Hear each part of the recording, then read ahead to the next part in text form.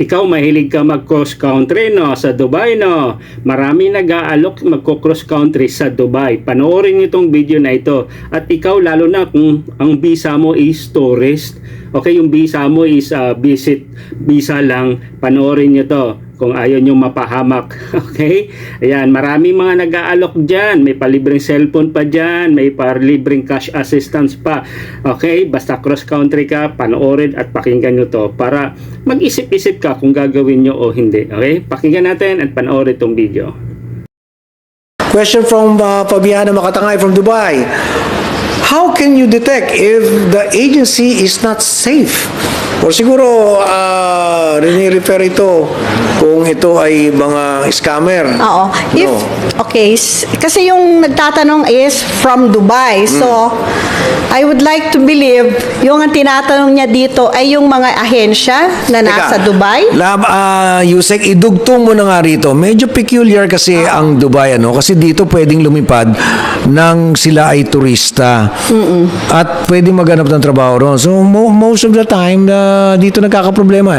Bigyan mo nga kami ng kapaliwanagan dyan. Oo, kung ang ating kababayan ay pumasok sa Dubai on a visit visa or as a tourist, and then hindi siya nararapat na magtrabaho habang siya ay on a visit visa.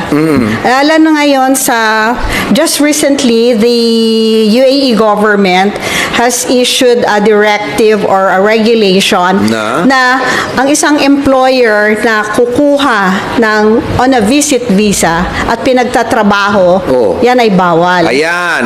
Okay, maliwanag yon. So, ano mangyayari doon sa kinuhang nagtrabaho na ang hawak ay tourist visa? Doon muna tayo.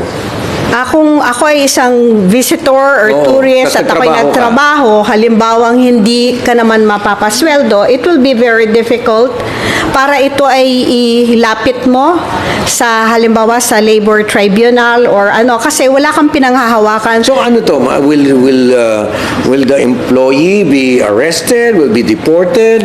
What will happen to the OFW dito sa nagtrabaho na ang hawak mo ay tourist visa? Oo, kasi it's a violation of the immigration law there. So, maaring, of course, I was in Dubai for a good number of years. Maaring ikaw ay kasuhan lamang, bigyan ka lamang ng penalty, lalo na kung nag-expire na yung iyong visit visa. Meron din kasi mga situation na ikaw ay ke-questionin ng immigration at baka magkaroon din ng detention. Kaya nga ngayon, di ba, meron tayong UAE amnesty program. Kaya maraming so they were asked to yield to the requirements of immigration and the UAE law para sila ay makauwi. So, para malinaw lang ito, kung ikaw ay malakas ang loob, na hawak-hawak mo ay tourist visa at pumunta ka ng Dubai at nakipagsapalaran ka at ikaw ay nahuli, most likely, ikaw ay magkakakaso. Pero of course, ito rin naman ay tutulungan ng... Oo, tutulungan naman natin ang ating... OWA matter ito Tutulungan naman ng ating Migrant Workers Office. Yun naman kasi pwede naman kasi inaalaw din ng UAE government na you regularize or you comply with the documentation requirements para ikaw ay maging worker visa. So, inaalaw kasi ngayon, currently, yung conversion. Or, parang siya so tourist, but wag ka muna magtrabaho. But mag-apply ka properly. But, tayo nga, ang sinasabi natin, sana, bago umalis ng Pilipinas, you go through the legal pathway, dumaan sa pamamagitan ng licensed recruitment agency or through the legal pathway. Hindi yan dapat yung lalo na ngayon na uso yung third country hiring. Oo nga, isa pa yan. Minsan inaaway pa kami pagka pinapayuhan namin okay, ganito na lang para masimple tayo, mga OFWs. Ang lalakas ng loob nyo to take chances na most likely kayo ay mapapahamak.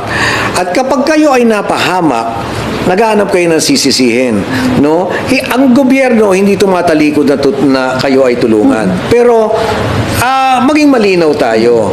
Huwag mong ibuhos sa pamahalaan ang sisi, ang bulto ng sisi, kapag ikaw ay gumawa ng isang bagay na talagang malamang ay mapapahama ka. At napakapalad nga natin na may DMW, may OWA, tutulungan ka pa rin eh. Pero ako lang, no, may stern pakiusap sa ating mga OFWs at saka mga kababayan natin, huwag na tayo manligaw ng problema. So, thank you, OWA admin, Sir Arnel. Okay, so yan, narinig nyo, naintindihan nyo. Kung gusto nyo magtrabaho, kasambahay dyan sa Dubai, dumaan po sa legit na agency, legit na dokumento. Okay, actually, kung nasa Dubai ka, kung pwede naman i-verify mo yung mga contract, kasi kasuhin mo while nandyan, pwede naman, lalo na kung legit naman talagang agency. Pero kung gusto nyo talaga legit talaga, umuwi kayo sa Pinas, mag-apply kayo sa legal na agency, and then yun, para wala pong problema. Okay, maraming nag-aalok dito sa social media, no, may talagang pinakikita pa na may inabot na tablet o iPad ba o bagay tablet yan, sigurado hindi iPad, mahal eh. At cash assistance pa kamo, di ba? So guys, mag-ingat kayo nasa inyo pa rin naman yan, nasa inyo pa rin yung decision, kasi ito, napanood na yung video. I'm sure naman baka hindi na nagkukulang yung ating gobyerno, yung tawag dito, sila yung OWA, di ba? Wala, mapapahamak lang po talaga tayo sa bandang huli pag hindi po tayo sumunod, okay, kung anong merong batas, okay, di ba? So yun, wag lang talaga tayo matigas ang ulo, sabi nga ni Sir Arnel.